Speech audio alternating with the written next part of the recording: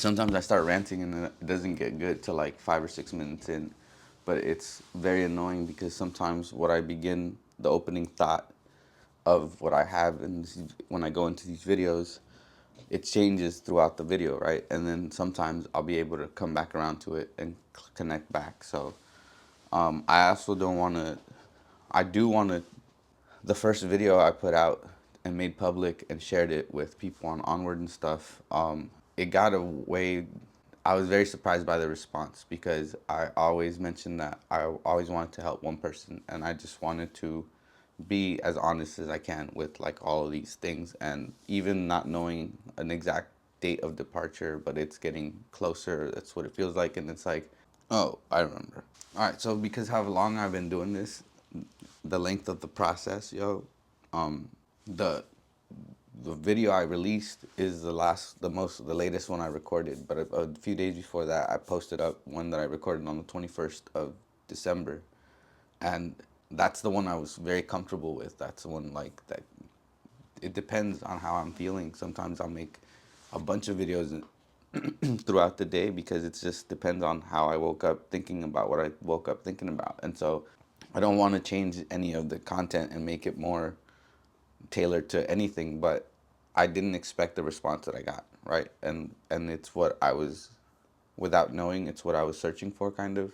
And it's not like it's a huge thing. It's one video, and I expected 10 views maybe, right? And it did better than that, but it's not what it's about because I got some private messages from people that like said some beautiful things, yo, because it's things that there's that's why it's fascinating, because it's, I say fascinating a lot, but it's because it is fascinating, right? But because some of the sentiment that I'm getting in these private messages are things that I discussed in videos from when I recorded a year ago. And so, and they're very sloppy. They're in a moving car, so some of them are very loud and very unprofessional. But it's because it wasn't. It took a long process, even after I recorded these videos, to understand what was happening, right? And so it was like you could see it in these videos. That's why it's fascinating to me, because I could see myself.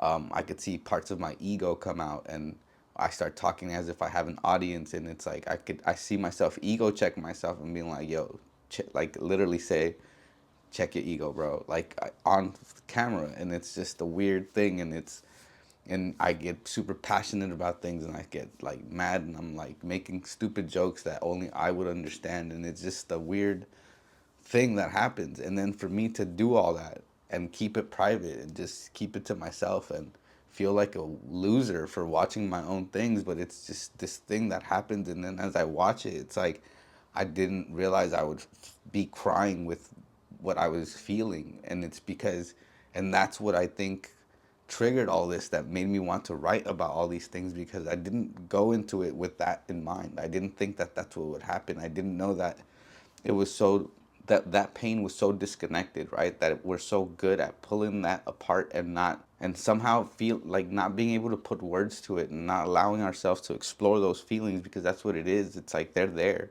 You can't help it. You can't help be the way you are because it's shaped us. And that's what I mentioned books about that I've read, because that's those books.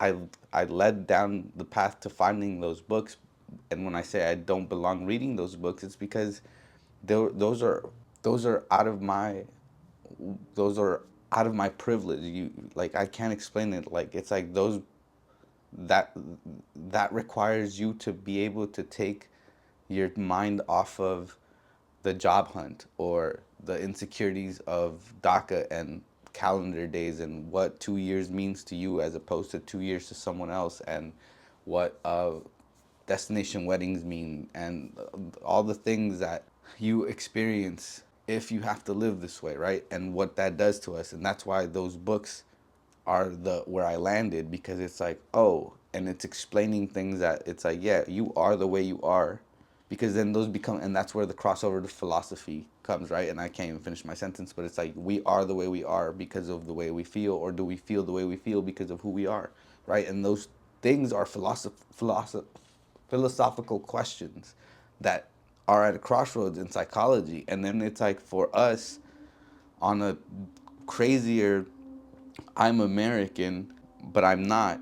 I belong, I'm here, but I don't. Like, it's a weird way to tiptoe around all these feelings, and for anyone to be like, it's all the same American problems that every that's what the underlining theme of all this is, that it's like as you go through trying to shrink down your life so that you can leave, so that you finally good to let it go.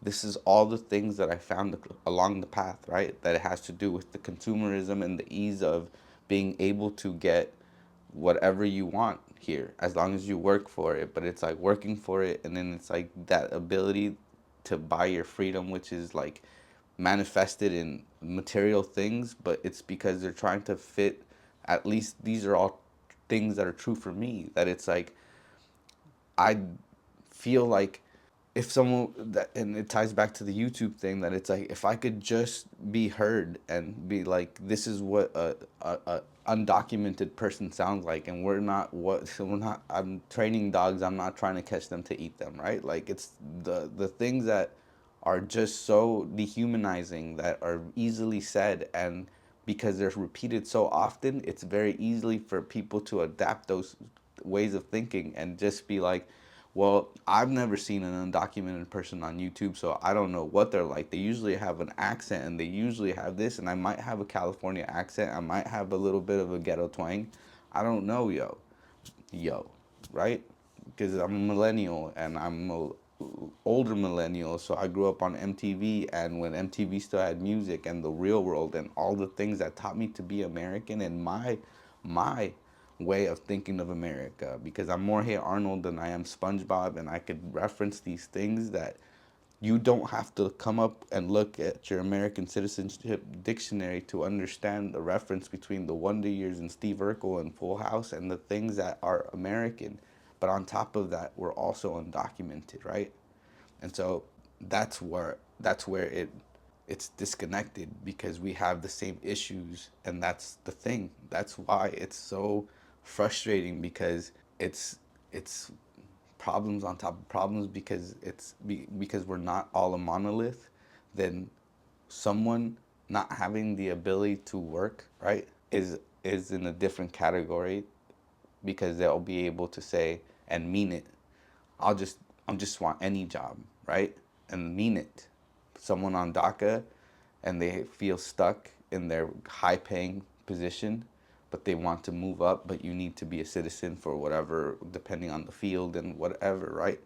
But it's like those two things are two of the same uglies at different scales, because the person who was in high school when Trump shut down DACA the first time, or when the Supreme Court, when Texas sued, whatever the fuck, right? The reason why DACA hasn't been around for 5 years for new applicants, that the cohort that came after that, the post DACA people, that that is the ultimate rug pull in the immigration story, right? Because specifically the ones who had siblings who went through DACA, specifically the ones who had cousins and family members who were like, "Yo, I know you're worried, but study, hit the books," and they hit the books, and they read, they planned, and they joined the DACA subreddit, only for the rug to be pulled from under them, and for them to be really stuck in limbo with nothing, and now they're in debt.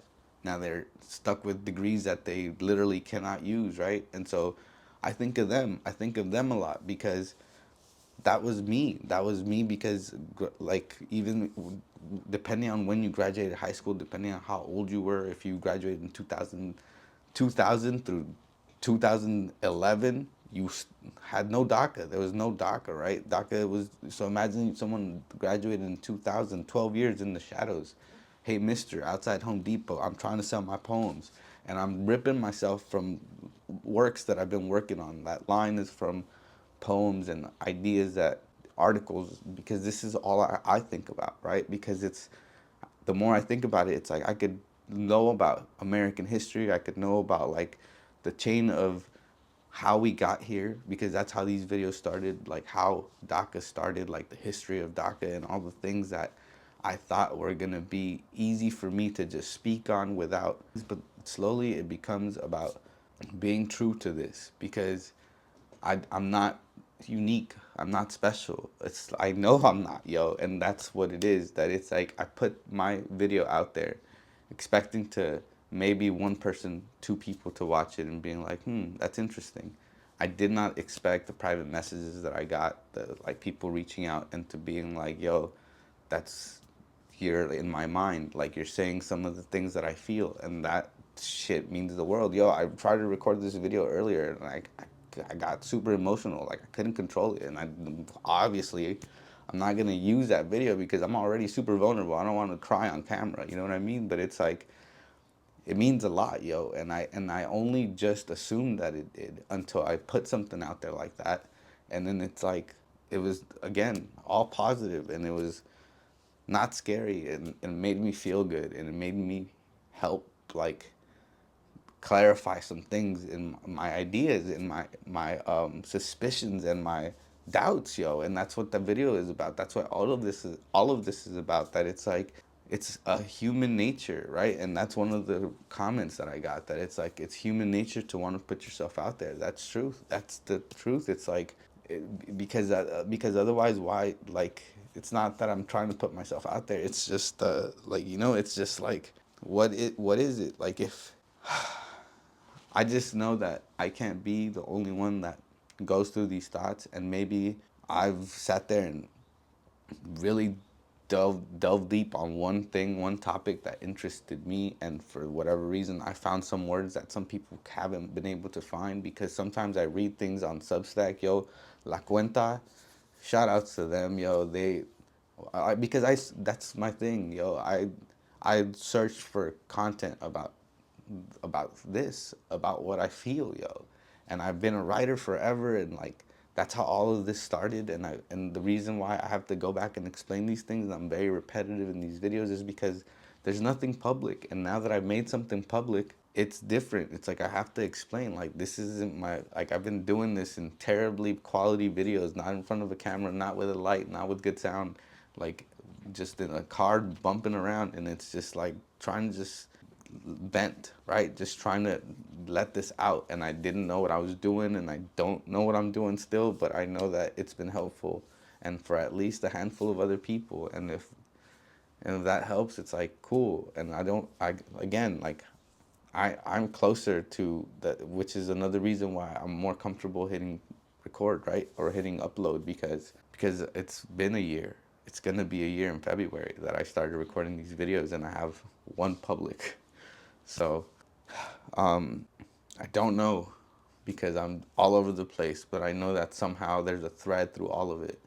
And maybe it's not for me to sort out. Maybe it's not for me to sort out for other people, is what I mean. Maybe it's just helpful for perspective, right? Because just like on those little responses of the people that did respond, it does something to me. It does something to me to be like, you're not crazy, yo. You're not crazy. And so I thank all of you guys for that, for whoever reached out, for whoever made a comment. It's not a big deal for anyone else, but it means the world to me. So yeah, I just hope that I could be more cohesive and be more to the point and bring good information. And if you have any ideas and or anything subjects that you would like to talk about, I found a video yesterday while editing that I recorded, I think in April or something like that, and it has nothing to do with immigration. It does. I always find a way to tie immigration or my status back into what I'm speaking about,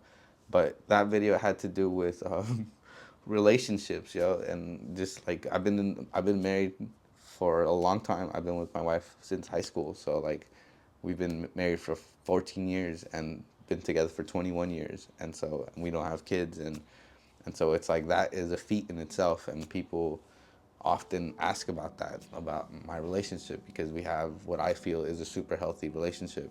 And so yeah, and then there's immigration, right? And so obviously there's going to be like the first question that comes up is like, so how come if you're married to an American citizen, how come you don't have a green card? Well, it doesn't really work that way, but it's like people like to assume. And so there's a lot of reasons. And so I don't feel like this is what I went into this for, right? Because had it not been for her support in the ideas of wanting to move and her being down, her parents are Bolivian, so She could get like Bolivian citizen. I could become a citizen of Bolivia. Like, you know what I mean? And so that's one of our goals, to visit like South America and stuff like that. And so she's down. She's let's go. Like that was her reaction. So yeah, and then some videos I talk about our relationship, and I talk about my friendships, and how like a lot of I talk about a lot of things that are just happening in life, right? Like and all these things are all just life, and on top of that, right, it's like life is always happening, and then you're undocumented. So it's just like that's the recurring theme of all of this, that it's like that's what I write about, that it's like me thinking about what it means to be American, right, and what it means to be undocumented, and where like the secrets that and the reasons why we move the way we move. It's just, and the complexities of all that, because that's why it's so hard to explain. That's why I've been talking about this stuff for a year, and I haven't found any resolve, right? And it's hard. It's a hard process, and it's yeah. The last video, the one I intend to make public before this one, I recorded on December 21st. It's called Levels of Repatriation. And so I hope to put both of these out there. Sorry if I was ranty. Again, if you guys follow along, and if you have any questions, comments, concerns, on Instagram, Blue Sky, Substack. So just leave a comment. I'm on Facebook, Onward Group. Just reach out, and I will try to get back to you. And I don't use the AI bot, so sorry. Sometimes it takes me a little while. If I delay, I will try to eventually get back to whoever messages me. So if you do see this, thank you again if you watched it all the way to the end, or if you watched it at all, or if you liked it or anything. I appreciate all the comments and all that stuff. And be well, keep your chin up. Peace.